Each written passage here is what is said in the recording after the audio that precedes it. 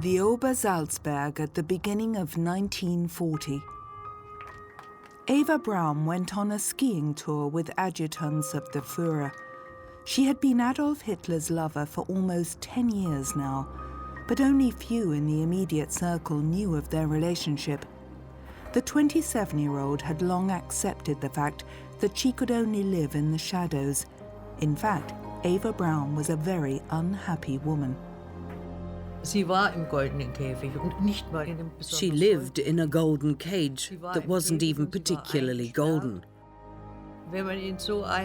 She was caged in, and it's perfectly natural to be unhappy in such a situation where you cannot express yourself.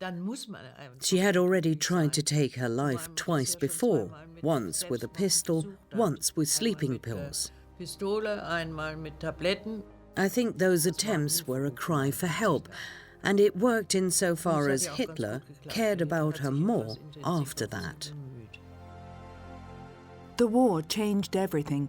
The Alpine residence always became the Führer's headquarters when Hitler stayed at Obersalzberg. After defeating Poland, Hitler planned his next campaign against France. He had little time for his lover. We know that he treated her like a wife. He needed someone like her to be loyal and trusting, someone he could rely on. She supported him mentally and emotionally until the end. Who was that woman Hitler married shortly before his suicide? And what was life like with the greatest mass murderer in human history?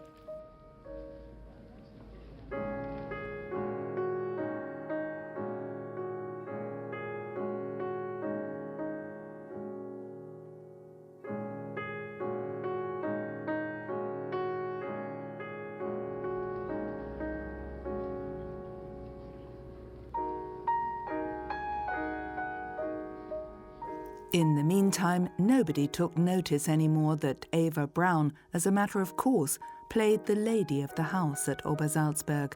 She was addressed as gnädiges Fräulein, Madam, or Fräulein Braun, Miss Braun. The staff called her the boss. The ideal world of Obersalzberg, the fake idyll of the Berghof and its inhabitants, were maintained for the public during the war as well. The dictator seemed untouchable up there. He also didn't cease his long walks. Sometimes, not only Eva's female friends were allowed to accompany him, but also outsiders like actress Magda Schneider, Romy Schneider's mother. Only close confidants like architect Albert Speer still had unlimited access to the dictator. Hitler's entourage soon complained about his growing unapproachability. Eva Braun's passion for photography was still unabated.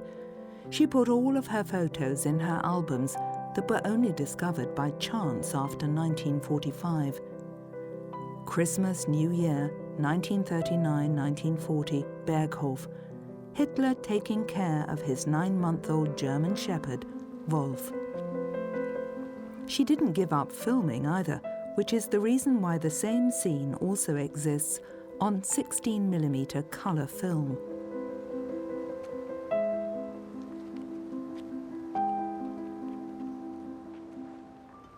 The man of the house also let himself be filmed having coffee and cake, together with Albert Speer's children. The architect's family didn't live far away from the Berghof.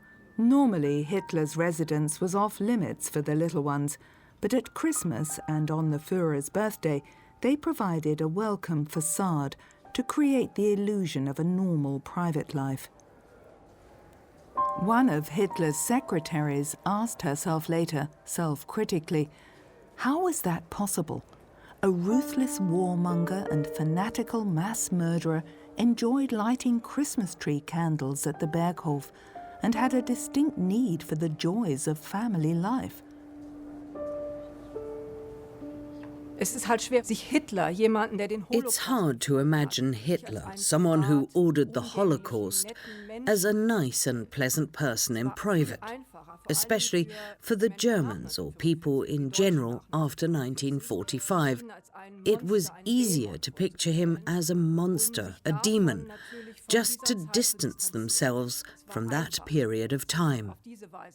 It was simple to separate yourself from him like that, and people from his immediate surrounding promoted a political and personal distance towards him out of their own interest. So not much was known about his real private life. On New Year's Eve 1940, the dictator hosted a reception for the Berghof staff. Heinrich Hoffmann, his personal photographer from Munich, was also invited. Even during wartime, the Führer's old comrade made millions with postcards and photo books, and Hitler also got a good share of the profits. The new strongman at Obersalzberg was party secretary Martin Bormann. You had to get past him to approach the dictator. Bormann carried out all Hitler's unpleasant tasks. Gretel Braun was also part of the inner circle. She shared her older sister's passion for film and photography. Theo Morell, a popular doctor from Munich, also became part of that circle. He successfully healed Heinrich Hoffmann from venereal disease. The Brauns considered him a miracle healer. As almost every year, everybody gathered for a group photo. These photos from Eva Braun's album clearly indicate how she openly staged herself as Hitler's life partner. When Hitler wasn't at the Obersalzberg, Eva Braun retreated to the little house in Munich that was given to her by the Führer as a present. She held big parties there with her mother Franziska and sister Gretel. Her father, Friedrich, also reconciled himself to the fact that his daughter's relationship would remain a marriage without a certificate.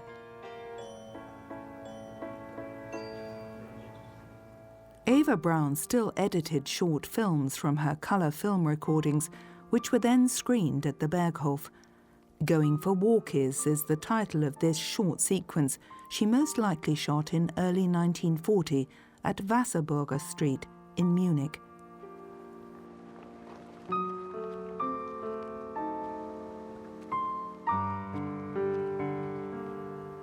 From the beginning of April 1940, the dictator resided at the Berghof again. For months, Hitler had been planning his war against France. The Führer was confident that if he was victorious before Great Britain gained a foothold on the European mainland, the British would have to ask for peace. In the meantime, the dictator focused his attention on Scandinavia. Hitler had long since had detailed plans prepared for military action at the Norwegian Sea.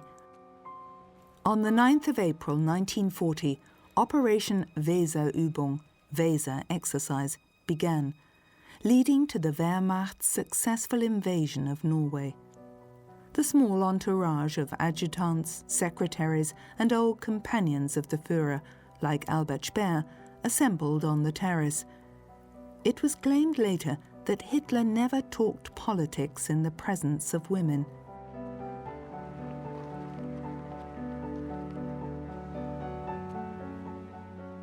After the war, the surviving members of the inner circle professed that the dictator left them in limbo about his war plans.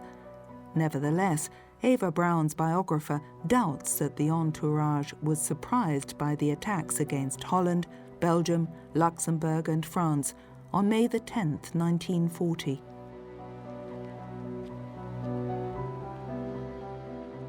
Heinrich Hoffmann claimed in his memoirs that even during his trip to the Western Front, he believed that occupied Norway was the destination. His profession as photographer meant that he was at Hitler's side, and he most likely had more information than he wanted to admit later. Eva and Gretel Braun's films document how casual life was at the Berghof.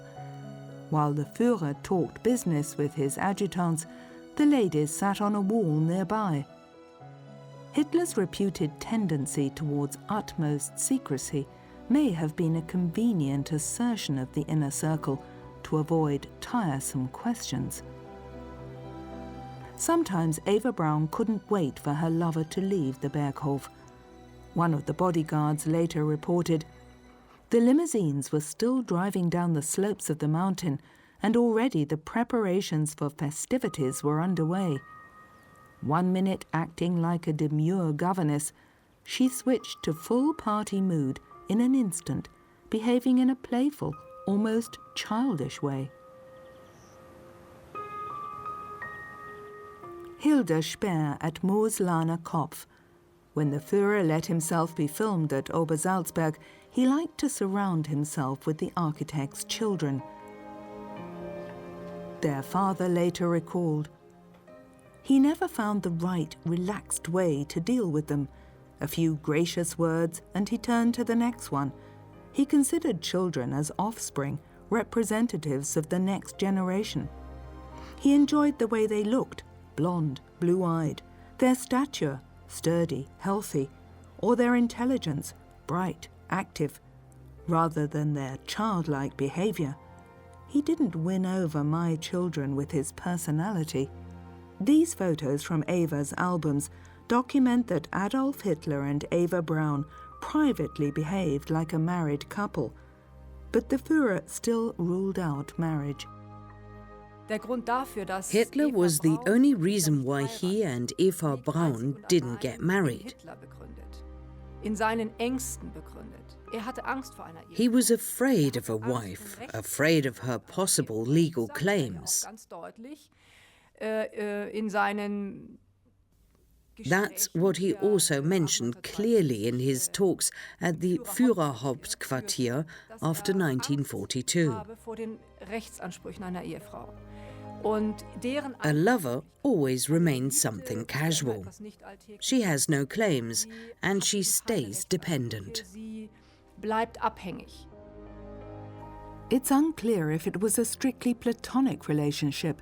Still today there are speculations as to whether Hitler lived out his sexuality at all. Eva's cousin didn't believe that it was an intimate relationship. Für mich war es ja kein Verhältnis. I didn't see it as a regular relationship, more like one between father and daughter. I may still believe it because I want it to be true. The thought of this man touching her is unbearable for me. At the Berghof, a small passage led from Eva Braun's bedroom to Hitler's. She had her own living quarters, but the photos of those rooms in her album don't give away any private details. It's hard to come to a conclusion regarding the intimacy of this relationship, as there is no proof. There aren't any letters from Hitler to Eva Braun. Even though many historians searched for years, they haven't found anything. Also, there are no letters from Eva Braun to Hitler. Everything has been destroyed, most likely before the final hours. It's quite possible that after the end of the war, the Braun family took care of the destruction of such letters as well. Albert Speer recalled as follows, "I was surprised that she and Hitler avoided anything that could imply an intimate relationship, but still in the evenings they went upstairs to the bedrooms together." Hitler's pet names for Eva Braun were Haschel and Chapelle. After the war, former servants were asked repeatedly if they noticed anything. They spoke of ruffled bedclothes, but there was nothing more concrete. One historian even claimed that the Führer was a homosexual whose relationship to Eva Braun was only a pretense, but there's no evidence for that theory either. Fact is that Eva Braun's terriers, Stasi and Negus, jealously watched their mistress's door.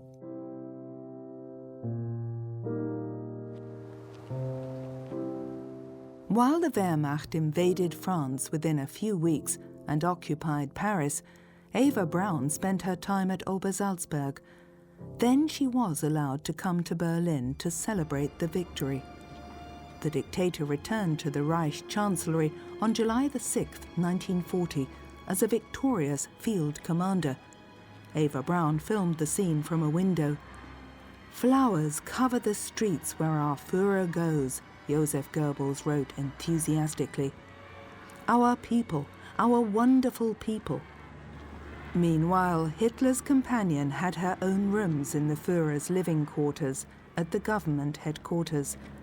Speer wrote in his memoirs that she entered via a side entrance and stairway.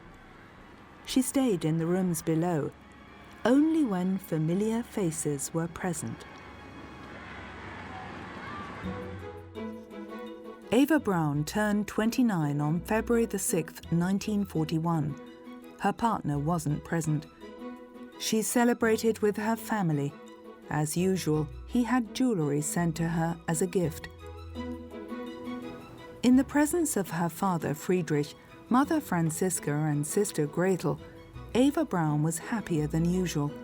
Everybody profited from her special relationship with Hitler. Nobody reproached her anymore. During the early years, her parents may have disapproved of a relationship that didn't result in marriage. But, after all, as her father also said later, they were proud that their daughter was the Führer's girlfriend. At one point, during his trial, he also mentioned that his daughter wouldn't have chosen Hitler if he had been a bad person. The dictator was in high spirits at the beginning of June 1941 at Obersalzberg. By then, he had subjected major parts of Western and Northern Europe to his rule. By his side, SS Commander Sepp Dietrich, an old comrade of his from the early days of the Nazi movement. Since December 1940, the dictator had been working out plans for a war of extermination against the Soviet Union. And these were developed further during staff meetings with his commanders at his Alpine refuge. Operation Barbarossa probably got its name from the panoramic view to the Untersberg. The mountain is said to be one of the mythical places where Emperor Friedrich Barbarossa has lain asleep for almost 1,000 years. A camera is demonstrated to the commander-in-chief. Eva and Gretel Braun filmed the scene. Their film, shot only a few weeks before the attack on the Soviet Union, was called Auf dem Berghof, at the Berghof.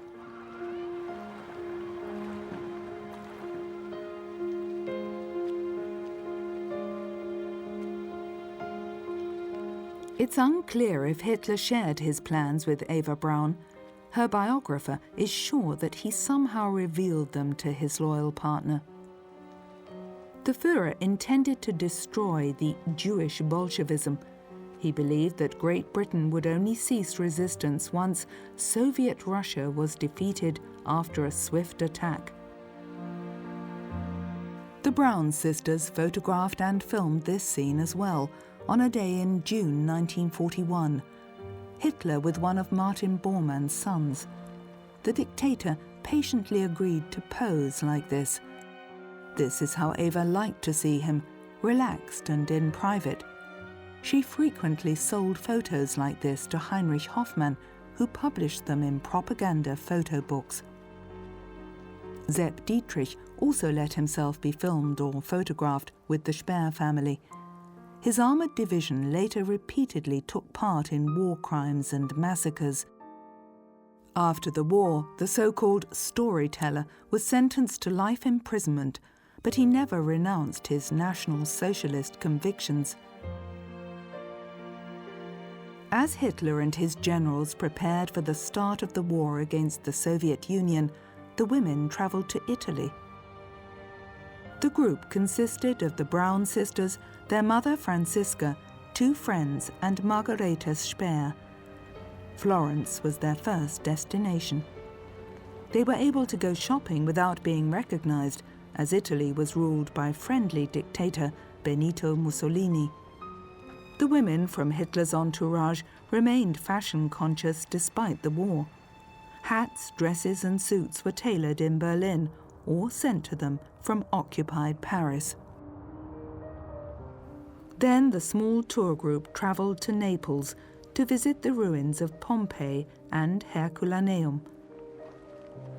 In the year 79 BC, both towns were caught off guard by the eruption of Mount Vesuvius and completely destroyed. Eva Braun visited the ancient amphitheatre wearing an elegant trouser suit.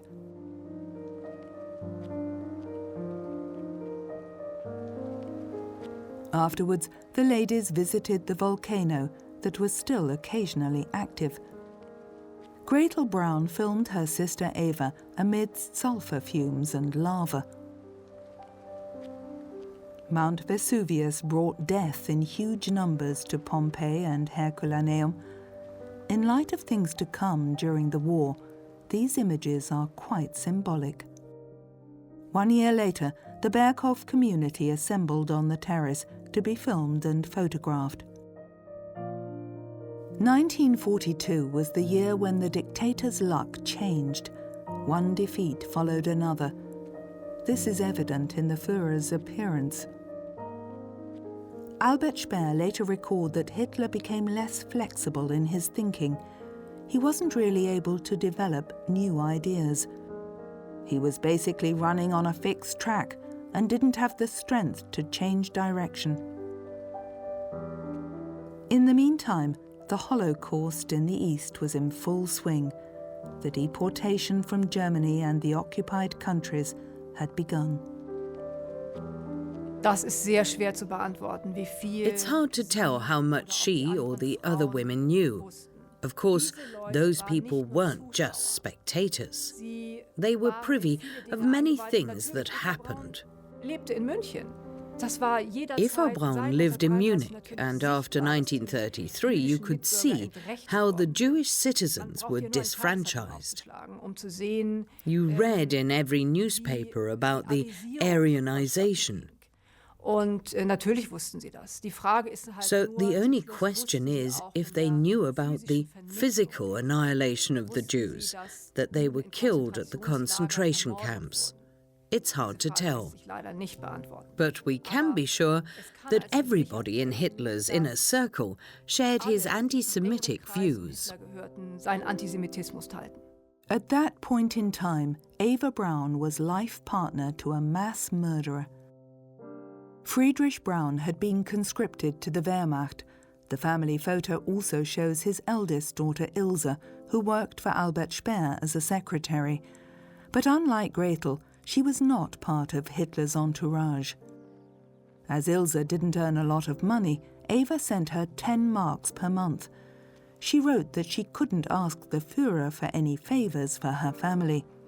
When her sister criticized the dictator's politics, Eva forbade her to ever mention this topic again.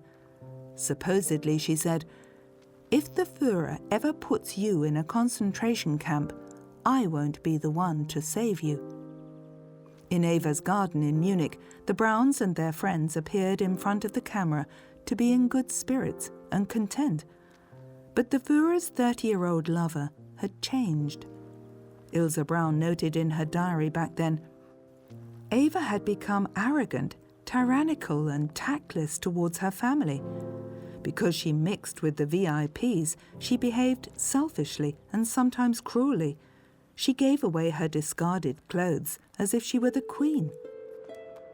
In the summer of 1942, heavy suitcases were carried out of the house in Wasserburger Street. The Braun family and some of their friends were going on a holiday again, with the Führer's permission. Eva Braun brought her camera again. This was her last trip to Italy. An aeroplane from the Führer's fleet of planes took the ladies and gentlemen from Munich Riem Airport to the sunny south. The Führer's chief pilot, Hans Bauer, was at the controls. During wartime, a costly pleasure trip was a rare privilege. German citizens weren't allowed to leave the country without special permission, and they could only take small sums of money with them.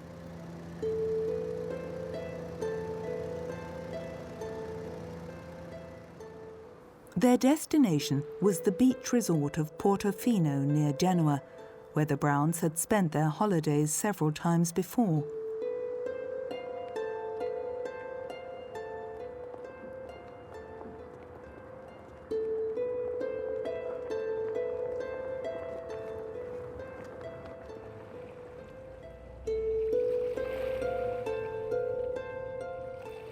Eva, Gretel and a friend enjoyed their time by the sea.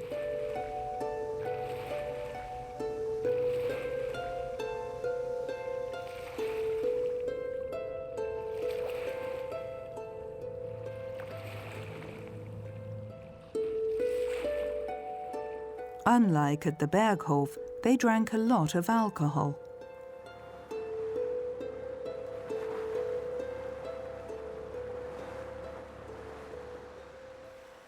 During that summer, the Browns spent 4 weeks with their friends in Italy. As German troops reached the Caucasus in the Soviet Union, Mother Franziska and her daughter Gretel passed their time knitting. Far from war and destruction, Eva Braun appears to be especially happy in this scene. Her dream world still existed.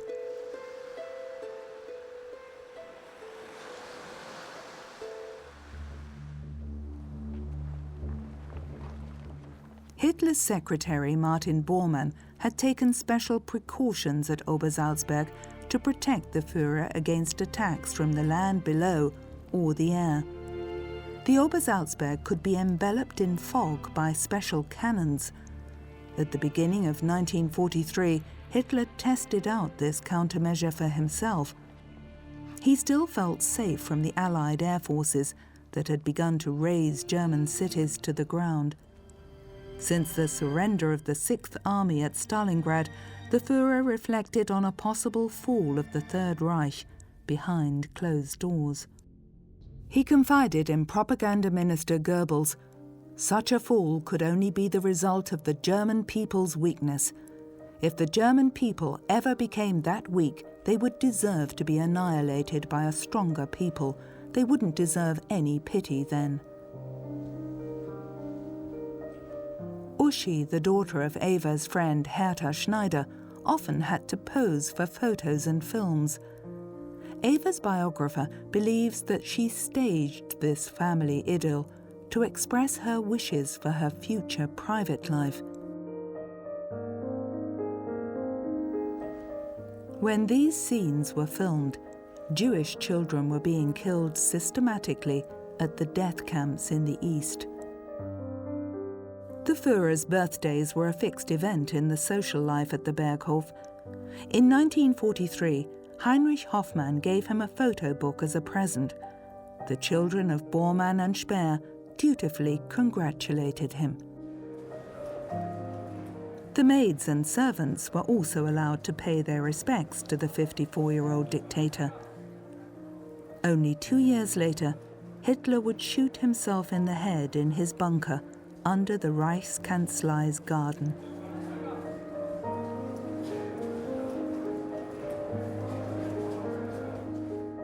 "32-year-old Eva Braun became more and more important to Hitler. For the first time, Joseph Goebbels mentioned her in his diary. The Führer praises the quiet, intelligent and down-to-earth character of Eva Braun. She will be a valuable support for him." It can't be denied that Hitler aged visibly during that war he couldn't win, and the early stages of his Parkinson's disease started to show. It's a harsh contrast to those early photos and films that Eva Braun shot of him. The propaganda minister noted on March 14, 1944, "Fräulein Braun showed us several colour films in her room. We could see the Führer during peaceful times.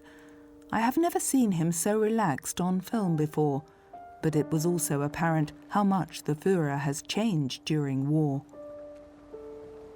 In March of 1944, the war was basically over. Their downfall had become apparent. This doomsday feeling had spread widely at the Berghof. In dieser Situation die alten Filme Eva Brauns hervorzukramen. That they screened the old films of Eva Braun again showed that they wanted to escape that situation and recall the former happy days and the peaceful times they spent there.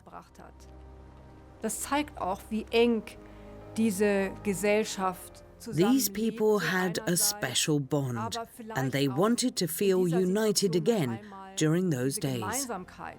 Beschwören wollte. On April the 20th, Hitler celebrated his 55th birthday at Obersalzberg. Eva Braun frequently complained about migraines, and Hitler patted her shoulder in concern. In public, they now behaved much less formally. On June the 3rd, 1944, Eva Braun's sister Gretel married SS Gruppenführer Hermann Fegelein in Salzburg. Hitler's secretary Martin Bormann served as one of the witnesses. Fegelein, who killed tens of thousands of civilians in the East as commander of an SS cavalry brigade, saw his career secured. Hitler's secretary Christa Schröder later claimed that Eva arranged that marriage in order to see her sister finally married, and because she was in love with Fegelein herself. SS Commander Heinrich Himmler officiated at the wedding.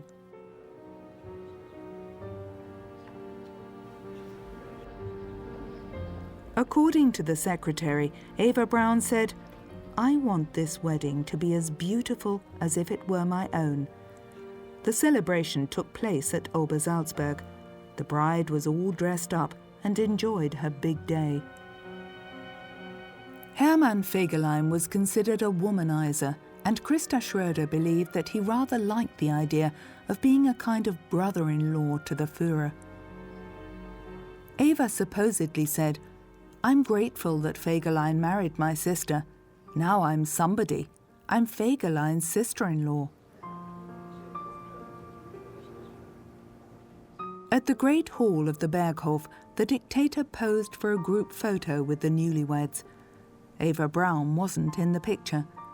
When Fegelein later fled from Hitler's bunker in April 1945, Hitler had him arrested, court-martialed, and shot.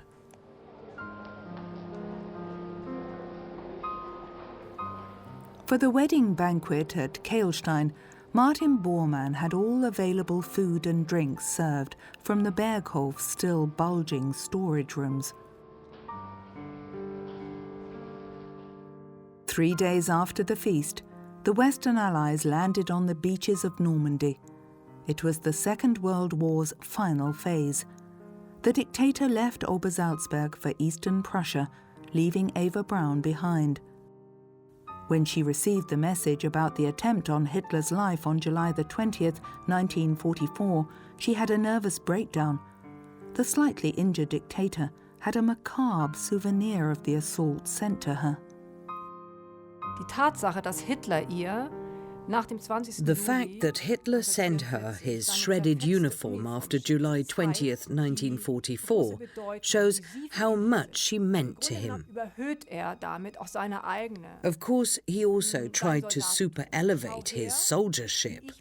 "This is how I fight for my country. I'm doing everything in my power to reach my goals." Meine Ziele zu erreichen. Im Grunde genommen war es ja ganz anders. But the reality was different. He was secluded and separated from the world at the Wolfschanze, his headquarters. It's remarkable that he wanted her to see his shredded uniform. He acted basically like every normal man in his relation with her.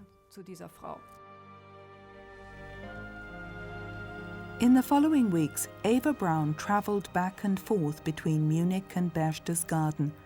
Her family didn't accompany her to Obersalzberg. Because she felt lonely there, she asked her cousin Gertraud from Jena to come and visit her. The 19-year-old was finally allowed to travel to Munich in August 1944. Two SS men waited for me. One took my suitcase and the other said, "Get in the car, we'll take you to your cousin." I still thought they would take me to Munich, as I wanted to be there with her. But we drove out of the city, and I asked, "Where are we going?" The driver said, "We'll take you to Obersalzberg." Since Hitler had left the Alpine refuge with his military retinue, it had quietened down there. Sometimes there was an air raid alert, but the British and Americans hadn't dared an attack on the Berghof. The restricted area was still under heavy guard by flak units and soldiers of the SS. I had to open my suitcase and empty it, and I asked, "I don't know what this is all about. I only want to visit my cousin." They ordered me to empty it, and I did. And afterwards, I received a note that said, "Guest of the Führer." The storage rooms were still well equipped in case of Hitler's return. Some servants looked after the Berghof and Eva Braun. When Gertraud arrived, her cousin wasn't there. I was welcomed by a woman who led me to my room, and I asked where my cousin was. "She's at Königssee." I was told to relax a little and get comfortable, as she had gone for a swim there. Film recordings from better days. Eva Braun with her family and friends at a waterfall above Königssee.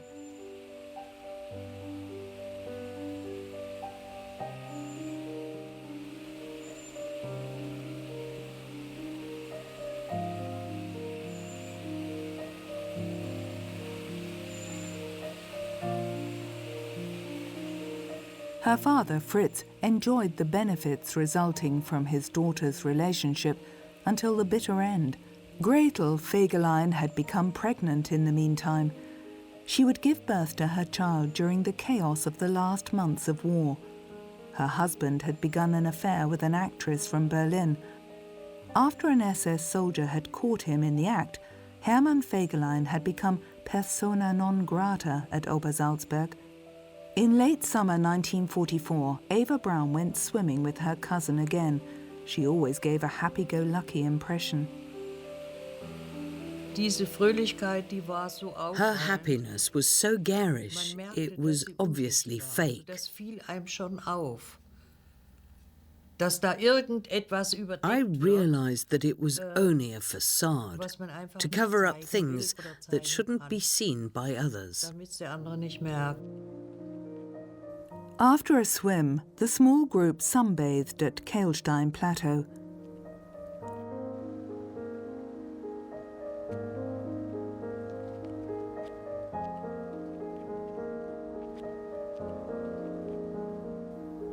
The ladies even smoked, which was frowned upon in Hitler's presence.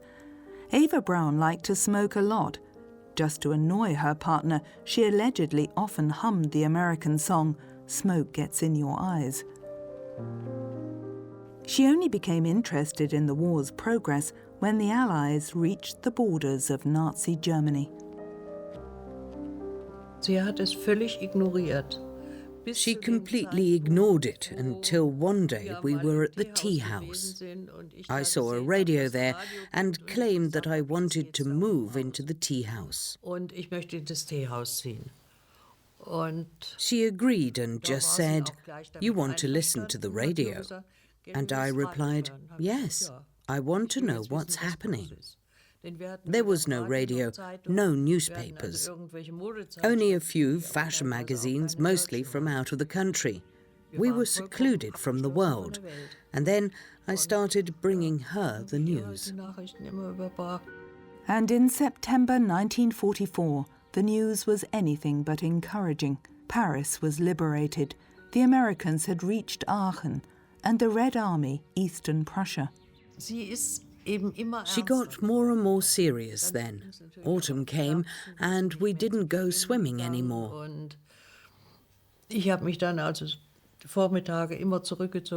I had breakfast and retired during the mornings.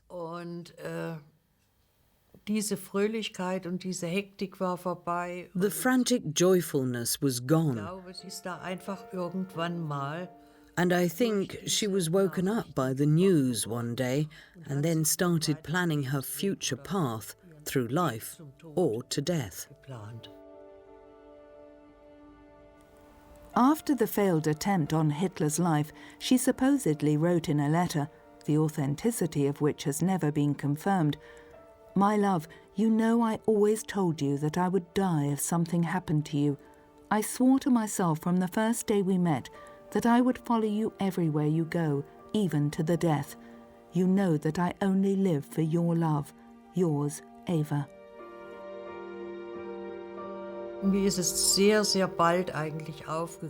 I soon realized that his phone calls played a crucial part in her life. She always waited eagerly for them. They didn't talk very long, not for hours, but maybe 10 minutes.